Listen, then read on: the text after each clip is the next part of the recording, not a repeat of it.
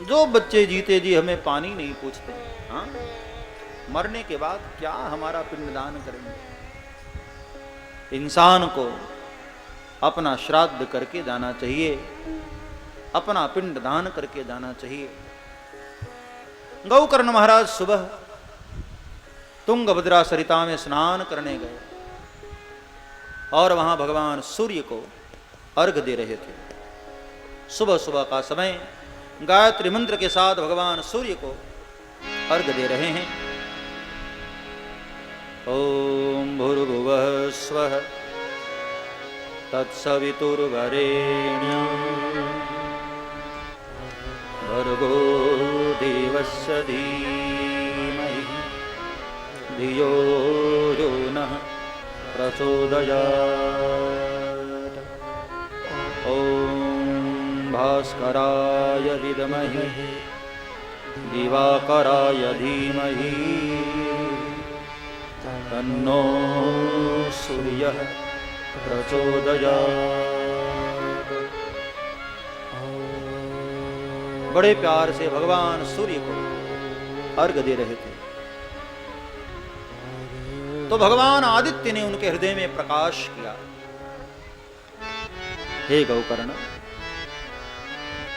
100 गया श्राद्ध से भी जिसकी मुक्ति नहीं है, उसकी मुक्ति का एक ही उपाय है, श्रीमद्भागवतम शास्त्रम। इसलिए गौकर्ण, सप्ताहम वाचनम कुरु, सप्ताह कथा का वाचन करो। गौकर्ण महाराज को बहुत आनंद हुआ। सारे गांव वालों को निमंत्रण दिया, व्यास गद्दी लगाई, स्वयं बैठे व्यास गद्दी पर। सारे गांव वाले वहां सुनने आए। धुंधकारी भी आकर के वहां बैठा, लेकिन प्रेत है ना, शरीर नहीं है। 4 तत्व तो हैं, केवल पृथ्वी तत्व नहीं है उसके शरीर में, इसलिए शरीर नहीं, बॉडी नहीं है। तो हवा उसको उड़ा ले जाती है। बार बार बेचारा आकर पंडाल में बैठता, हवा उसको उड़ा ले जाती। फिर जैसे तैसे छुपते छुपाते आता, तेज से हवा आती, उधर उड़ा ले जाती बेचारे को। बड़ा परेशान। तो एक 7 गांठ वाला बांस का टुकड़ा पड़ा था, उसके छिद्र में आकर बैठ गया और पहले दिन की कथा वहीं बैठकर उसने सुना। और जैसे ही कथा पूरी हुई, धड़ाम की आवाज हुई। जब ब्राह्मण देव ने देखा तो बांस की एक गांठ टूट गई थी।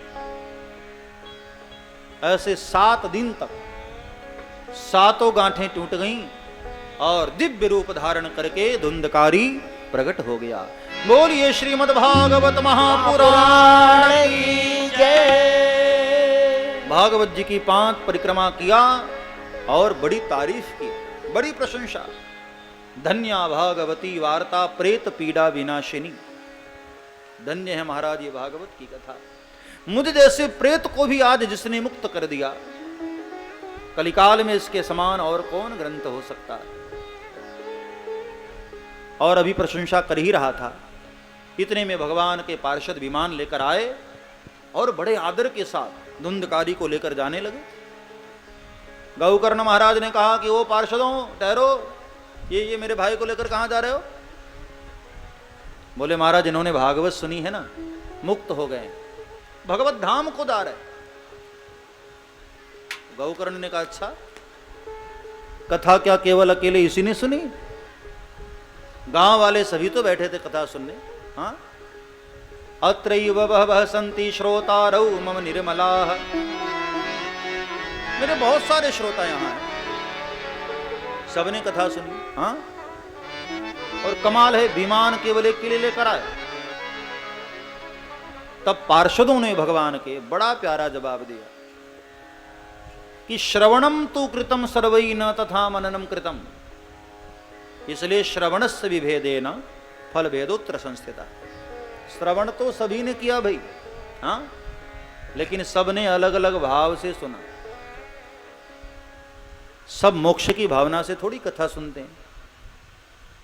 अब मान लो अंतिम दिन यहां श्रीनिवास धाम में, वो पंडाल के बाहर भगवान अपना विमान भेज दें और सबको कहा जाए कि भैया आप लोग कथा सुने हो ना, तो सब मुक्त हो गए हो, चलो भगवान के धाम। जाओगे, बाघ खड़े हो गए सब। कई लोग तो ये कहेंगे कि नहीं बापू को ले जाओ, हम लोग तो सिर्फ दर्शन करने आए थे। बाघ खड़े होंगे जब। कौन मोक्ष की यात्रा पर जाना चाहता है? मोक्ष की भाव से कथा सुनने वाले तो बड़े कम होते हैं प्यारे। हाँ, इसलिए जैसी भावना से कथा सुनते हो वैसा फल मिलता है। कई लोग इसलिए आते हैं कथा में कि घर में बैठे बैठे बोर होते हैं, क्या करें, बोले चलो वहीं टाइम पास करके आते हैं, तो टाइम पास हो जाता है। कई लोग ये सोच करके आते हैं कि कथा सुनेंगे हमारा धंधा पानी बढ़िया हो जाएगा, कुछ तो पुण्य मिलेगा, तो उनका धंधा पानी बढ़िया हो जाता है। ये तो भाई कल्प वृक्ष है, इससे जो मांगोगे ना आपको वो मिलता है। श्रवणस्य विभेदेन फल भेदोत्तर संस्थिता। एक अध्याय में भागवत की विधि भी बताई। सबसे पहले भागवत के लिए मुहूर्त अच्छा होना चाहिए, और देखो कितना अच्छा मुहूर्त है ये। श्राद्ध पक्ष में और कुछ नहीं होता है, केवल भगवान की कथा ही होती है, भगवान का भजन ही होता है। और अभी श्राद्ध पक्ष चल रहा है ना, इस कथा का फल कई गुना और बढ़ गया है प्यारे। श्राद्ध पक्ष में वो भी भागवत मिल जाए तब तो सोने पे सुहागा हो जाता है भाई। ये ठाकुर साहब ने मुहूर्त बहुत बढ़िया चुना है।